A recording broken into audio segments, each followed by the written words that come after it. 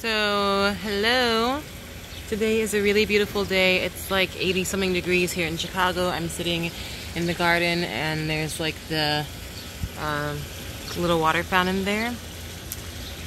And I had a very interesting conversation with a friend of mine about a mutual acquaintance and that person's demeanor and tolerance. And so what ended up happening, I was supposed to go to this event last night downtown in Chicago, which and I can't actually speak about that, but I was supposed to go to this event downtown in Chicago, and I didn't end up going because it was raining.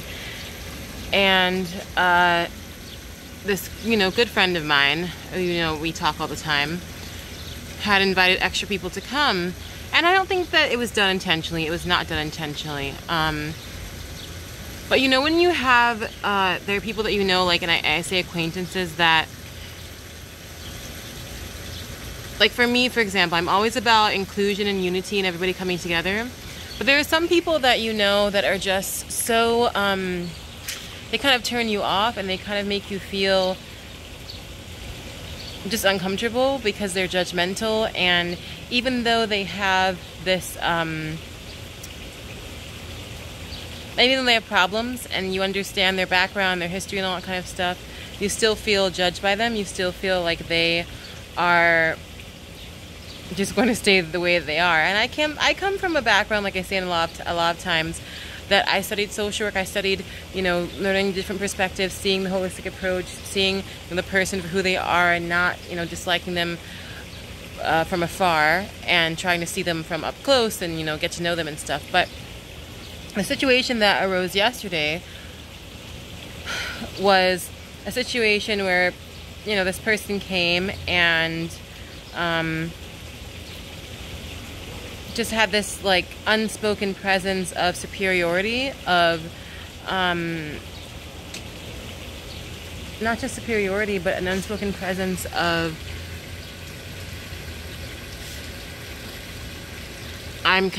this is who I am and I'm better than you. And even though I understand this person, I understand who they are, I still didn't like the situation, because as much as I am someone who deals with people from different, backgrounds and times, I don't like my friends to be subjected to that sort of attitude, especially if this person is supposed to be a Christian, supposed to be welcoming, and makes all these posts about life being welcoming and being there for everybody. And so I told my mutual friend about this, and we had a very interesting discussion. A text. I send long texts because it was late.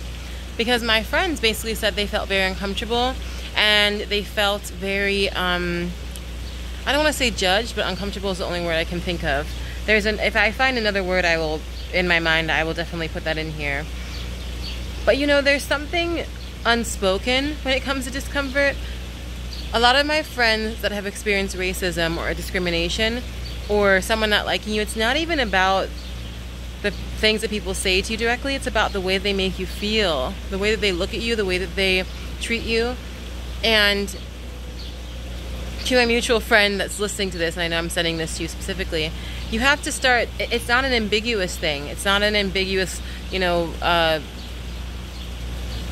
a way that like the look is ambiguous. It's a statement that is said that is unspoken. And I think that that's something that a lot of people don't understand, especially if you are a person who experiences the joys of life based on your privilege, being white. And I don't like speaking about privilege, but I have to because it comes into conversation. But being white, being male, being someone attractive, sometimes you don't see that these kinds of things, specifically when it comes to like what women do that sometimes catty. And you did, I did talk to you about this a little bit later, so you did acknowledge this. I'm very thankful for that.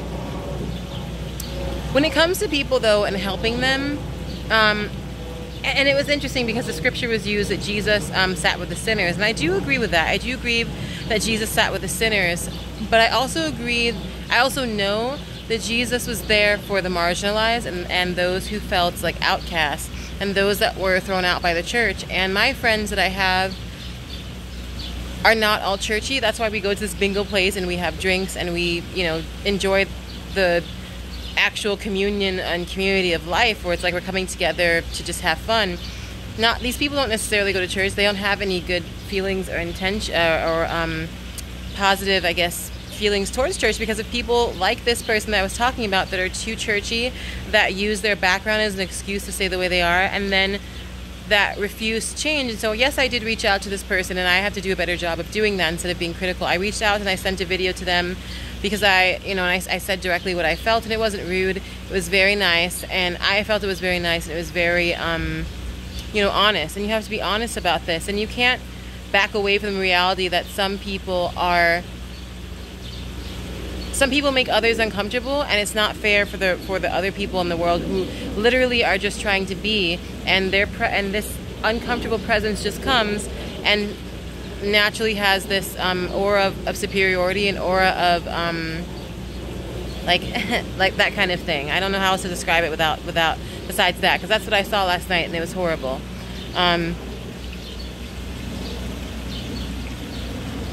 When it comes to our family and friends that we have issues with and we take issue with, we have to even speak out against the things that they are doing wrong. And if that is a true friend and a true family member, they will understand what you're saying, and they will take what you're saying to heart. But you can't back away from saying things that are true to them, because you're not doing that person any help. You aren't providing them true friendship. You're not providing them through familial ties. And you should be telling people that are close to you specifically the things that could make them grow, the things that make you uncomfortable. And my friend, that I talked to said that they didn't want to face the negative reaction of this person. But sometimes there is going to be a negative reaction, especially when it comes to conflict resolution and when it comes to making people feel welcome. It's not about staying away from certain people that you're excluding them because of how they are. It's about you choosing to be inclusive of other people that are excluded by those like this person I'm talking about. And I do understand scripture when it says that we are supposed to be there with sinners and with people that are different from us. And I understand that, like, yes, that is something that we have to learn to deal with. But I also understand that Jesus was not there for every single person. That Jesus picked battles and fights and did what he could in the time that he had on earth. And I also understand that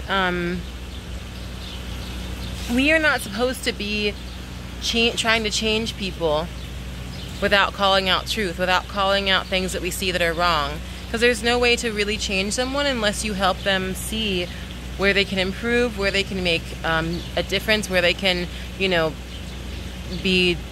the only word I can think of is improve, but you want to advance people and you want to help them. If you want to advance someone and help them, and yes, you might have a spiritual mission to be there for people and always be there, but eventually you have to tell the truth, and eventually you have to speak against those things that you see that are wrong. Because there are more people in this world that need allies, that need a spokesperson than people that already have that, but they just choose to not change. And I know that I'm specifically speaking to you, my friend, that I'm sending this to in an email. I know that you feel that you need to, be there and stuff like that, and you say you have this call to God, from God, like to love your neighbor and to love your enemies. But what about those people that were sitting at the table that felt uncomfortable? Are you going to not speak to this person and tell them what's wrong? And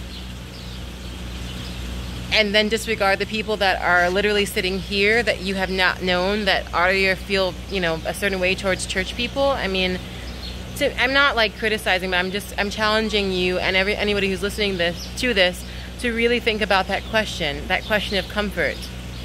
That question of like, oh, do I want to make this group that I've known feel uncomfortable? Do I still want to be accepted by them? Do I still feel like I don't want to stir the waters? Well, you got to stir the water sometimes. You got to stir the water even with your friends and family. And so I love everybody, but love is not passive all the time. Love is not passive aggressive. Sometimes love is honest, and honesty comes with brutal honesty comes with truth. And you don't have to be harsh, you don't have to be angry, but you have to be very firm about what you believe. And if you are not firm in what you believe, then you got to grow in that, because that weakness that you have where you feel like you can't speak up, you have to start strengthening that.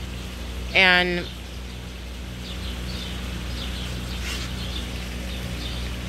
yeah, that's all I will say in regards to this. But be nice to everybody that you encounter, but being nice is not enough.